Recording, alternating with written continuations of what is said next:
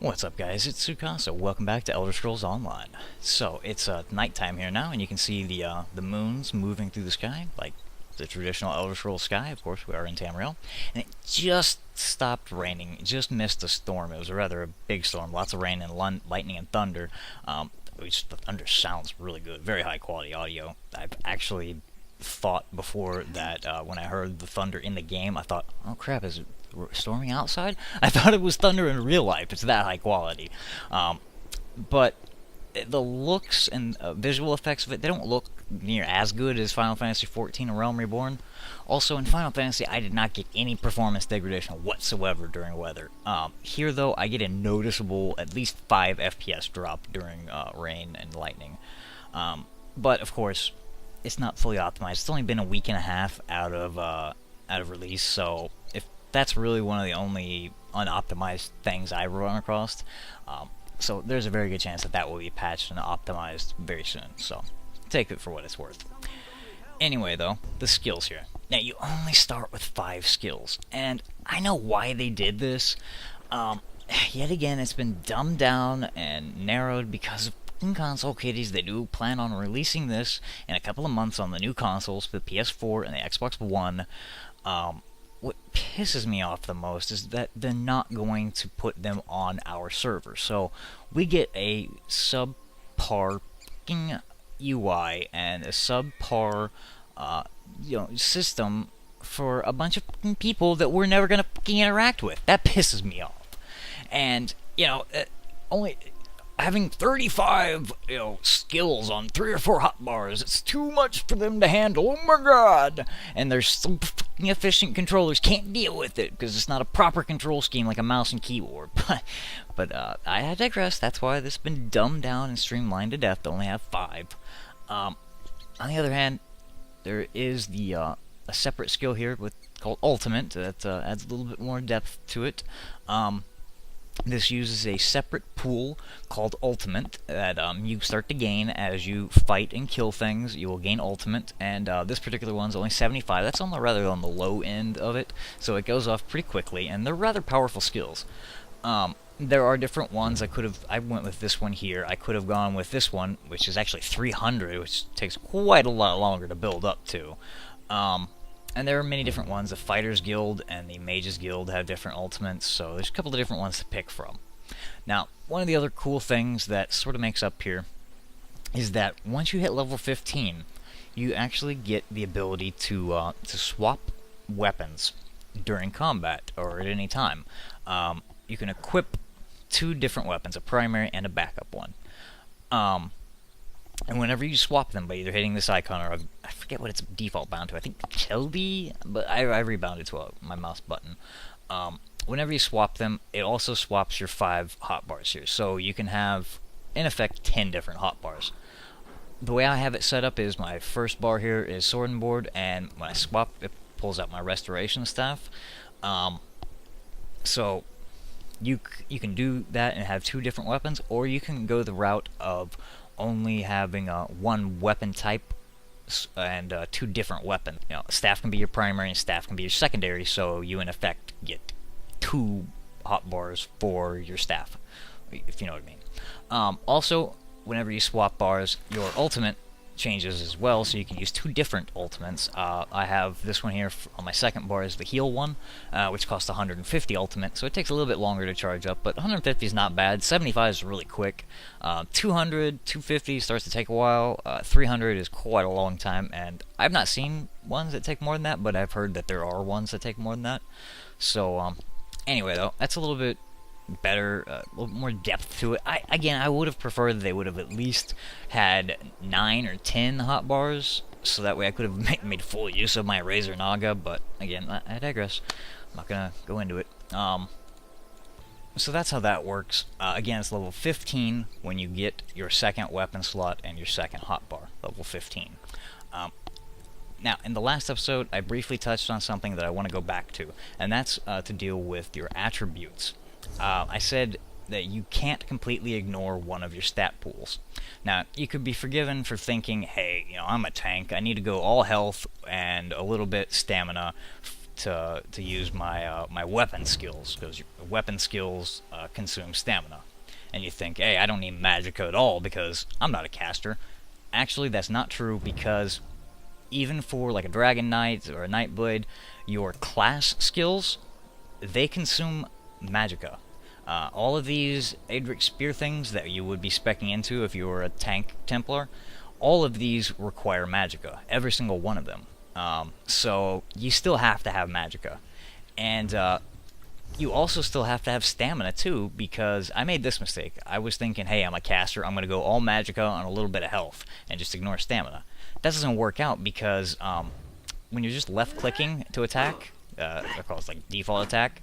If you're just clicking it quickly, you're doing these normal attacks, and if you hold down, you do a power attack, what's called a heavy attack.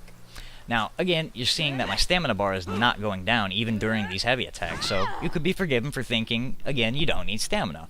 But actually, the damage that is done with these default attacks, both the normal one and the heavy attack, their damage is based directly off of how much your maximum stamina is.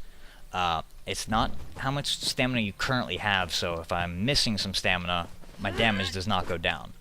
Now, I've tested this by eating the food that increases max stamina, and there was a significant boost in my default attacks. So, damage, you still need max stamina. Even as a healer, I learned that I need this stamina, because in the Restoration Staff, this Essence Drain passive makes it so the final hit of a heavy attack will heal a nearby ally for 15% of damage done. That's only rank 1 also, so that will be 30% of damage done. So, the damage done is based on how much stamina I have, so in effect, for this heal to work, I have to have a lot of stamina. So, yeah, you can't ignore anything completely. Obviously, if you're a tank, put a little bit more into health than you would the other two. If you're a caster, put a little bit more into magicka than you would the other two, but try to keep them fairly even like I've got here. So, anyway, that is the overview of class specs, and there's some really great ways, really brilliant design choices that they've made with this game, enabling you to make a character however you want it, and still be viable. It doesn't matter what class you pick, you can use any of the weapons, any of the armors, and you have to, kind of think about which one of the active skills you want to use, because you've only got 5 slots, and you've also, got the extra depth of having 2 different weapons if you want to, or, like I said, you could do both of them with 1 weapon type, just 2 different items.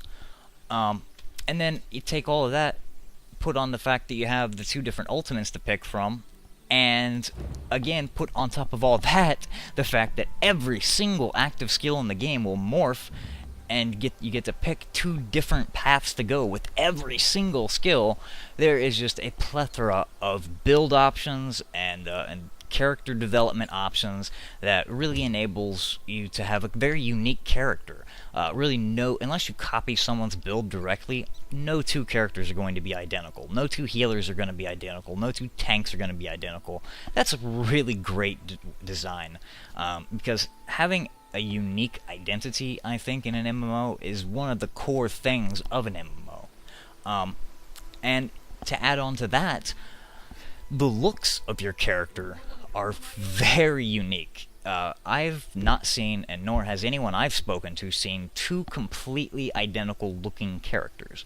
The reason for this is I can't show you guys because I've used all 8 of my character slots to reserve character names that I want to use for alts, but in most MMOs, it gives you maybe 5 or 10 preset heads to choose from, and like 3 preset body types.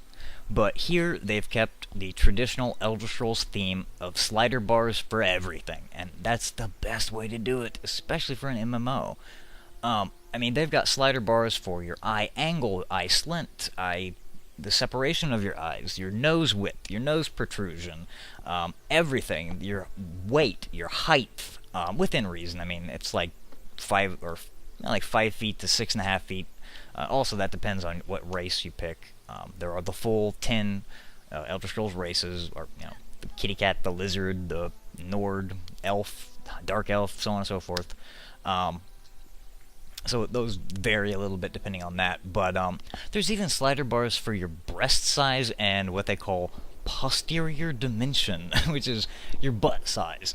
And having slider bars for that and making it so they're like I've got here with very realistic uh, sizes and proportion and not ridiculously exaggerated proportions, that's a big plus for female gamers. I know for a fact many female gamers are very turned off by a lot of MMOs that have ridiculously exaggerated proportions. They look at that and say, that game was not designed for me, so I'm not even interested in that. And I've heard that from many female gamers, so it's a very good thing that they have realistic proportions here and allow you to choose all of it, which again leads to an ability to forge a unique identity, which I think is just crucial in an MMO.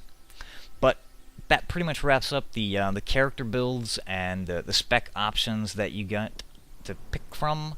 I love it. Very in-depth. Tons of options. Just really cool.